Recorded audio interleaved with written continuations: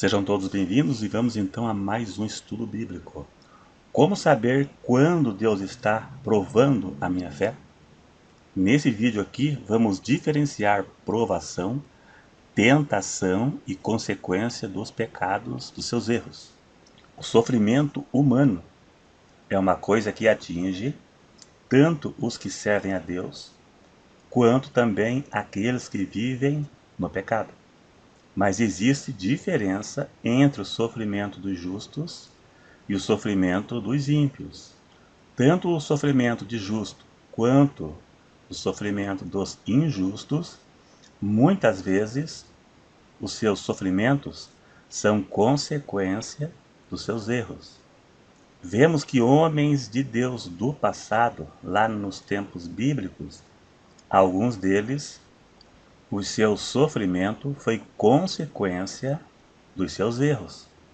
E temos que distinguir a diferença de provação e consequência dos seus erros, mesmo sendo cristão. Deus não prova a pessoa em pecado e Deus não prova o ímpio e não prova o crente em pecado. O crente em pecado, Deus pode fazer com que ele sofra para que ele se arrependa. E o pecador, Deus pode fazer com que ele sofra para que ele se converta através do sofrimento. Então temos que diferenciar provação de consequência. Vamos a um exemplo, no caso só de pessoa salva. Temos o exemplo de Jacó.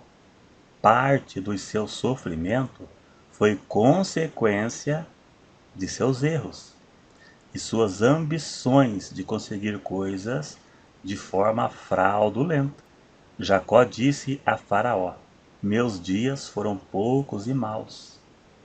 Este mal, parte disso foi consequência de seus erros. Daqui a pouco vamos falar mais um pouquinho de Jacó, do seu sofrimento pelos seus erros que ele cometeu de enganar o seu irmão. Temos que ver a diferença entre provação e tentação.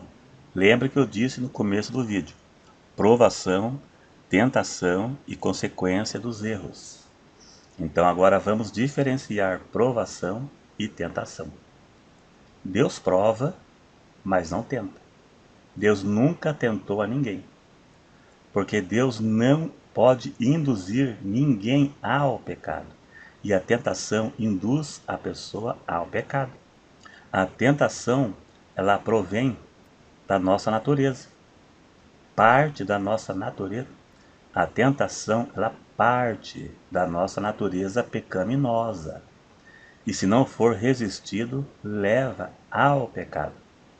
Todo ser humano tem uma inclinação natural para o pecado devido à natureza pecaminosa que ele herdou de Adão. Mesmo a pessoa sendo convertida, ela sofrerá tentações. Mesmo que seja cheia do Espírito Santo, sofrerá tentações. Veja o caso de Davi. Davi era um homem cheio do Espírito Santo. Ele foi tentado no campo sexual e caiu. Ser cheio ou ter o Espírito Santo não é sinônimo da pessoa ficar imune ao pecado. Ela será tentada. A pessoa se converte, mas a carne não. Davi disse: em iniquidade eu fui formado e em pecado me concebeu a minha mãe. Ou seja, a natureza do pecado habita nele e em todos nós. Por isso que a Bíblia manda fugir das tentações, porque corre o risco de cair. Todo ser humano tem uma inclinação natural para o pecado devido à sua natureza pecaminosa. As tentações, todos passam por tentações, tanto os que servem a Deus, como também os pecadores, os incrédulos, aqueles que não servem a Deus. Todos passam por tentações e às vezes pelas mesmas tentações, principalmente no campo sexual e o dinheiro. O que mais tenta ao ser humano é o sexo e o dinheiro. Por isso que manda fugir.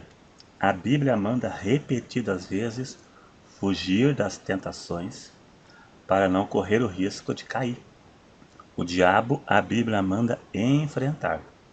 e as tentações manda fugir, porque senão cai. Então, como eu disse, tanto os justos como os pecadores, incrédulos, passam por tentações. A diferença é que aquele que vive no pecado se cede às tentações. E o justo terá que lutar. Se ele se ceder, ele cai, ele peca. Existe diferença entre pecar e viver no pecado. O justo está sujeito a cair, está sujeito a pecar devido à sua natureza pecaminosa. Mas o justo não faz do pecado uma prática habitual, como fazem os ímpios. É essa a diferença. Por isso que João disse, não pequeis. Mas se pecarmos, temos um advogado. Não está abrindo exceção para o pecado. Mas como sabe que todos estão sujeitos, se pecar, temos um advogado que é Cristo. Lembrando que na maioria dos casos terá consequência, né? Aqui não está abrindo exceção para o pecado. Vamos ver a diferença entre provação e consequência dos erros. Vamos ler Romanos 8, verso 28, para ficar mais fácil ainda a compreensão. E sabemos que todas as coisas contribuem juntamente para o bem daqueles que amam a Deus, daqueles que são chamados por seu decreto. Vamos analisar esse versículo. Essa promessa aqui é apenas para salvos, não se aplica a pecadores. E veja que diz, todas as coisas contribuem, todas as coisas. Todas as coisas não incluem nossos pecados e as consequências dos nossos erros.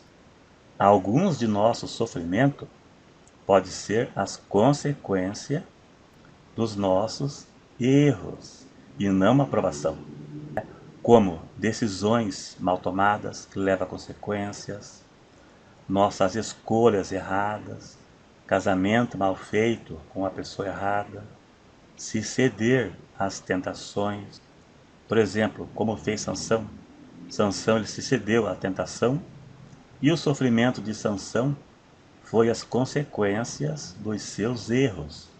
Ficou cego e sofreu até morrer.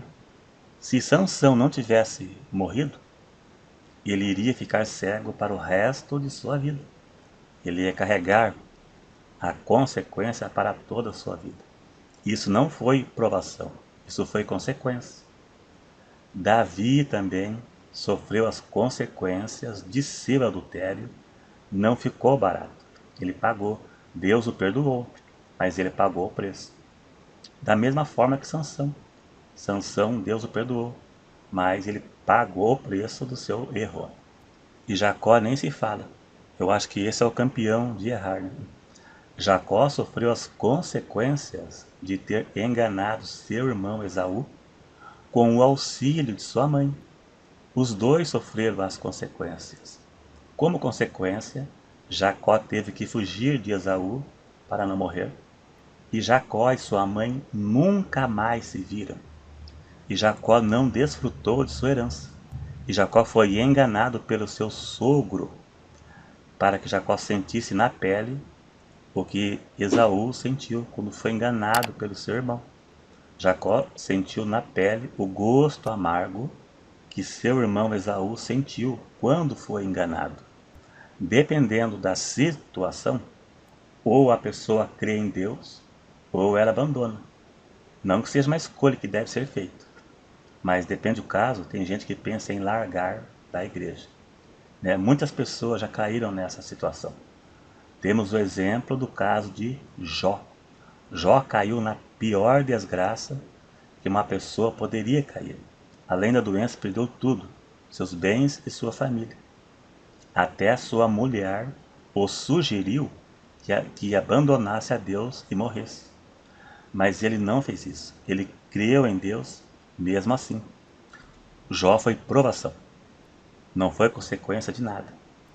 Agora vamos ver as provações de Deus.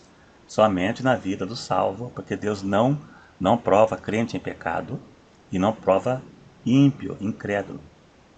As provações é algo permitido por Deus, onde se a pessoa perseverar, levará ao crescimento espiritual, à vitória, ao amadurecimento e um conhecimento maior de Deus, uma experiência maior. Ficará capacitada para enfrentar outras lutas, porque ela soube como vencer. Ela estará preparada para até mesmo coisas piores.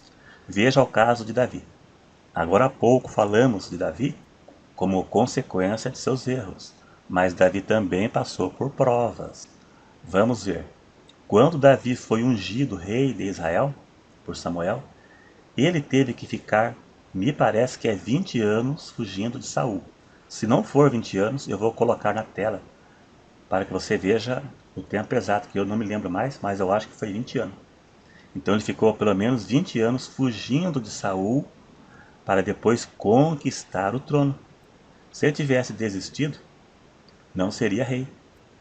José do Egito, depois que teve aquele sonho onde seria superior a seus irmãos, levou 13 anos para se cumprir sendo governador do Egito. Eu acho que foi 13 anos. Se não for, eu ponho na tela do seu computador aí. E José do Egito, antes disso, ficou como escravo na casa de Potifar. Foi preso injustamente, mas perseverou, virou governador e já estava preparado e aprovado por Deus. Como também o apóstolo Paulo, que passou provações terríveis desde sua conversão até ao final de sua vida, entre prisões, ameaças de mortes, chicotadas, passou por tudo um pouco, foi maltratado, né? Então essas coisas são provações, porque não são consequência de seus erros, são sofrimentos permitidos por Deus, porque Deus tem algum propósito. Não lembra que Paulo orou 3 vezes para que Deus tirasse o espinho na carne? E Deus disse, a minha graça te basta. Né? O meu poder se aperfeiçoa na fraqueza. Deus tinha um propósito através do sofrimento de Paulo. E isso se aplica para todos os personagens bíblicos e para nós.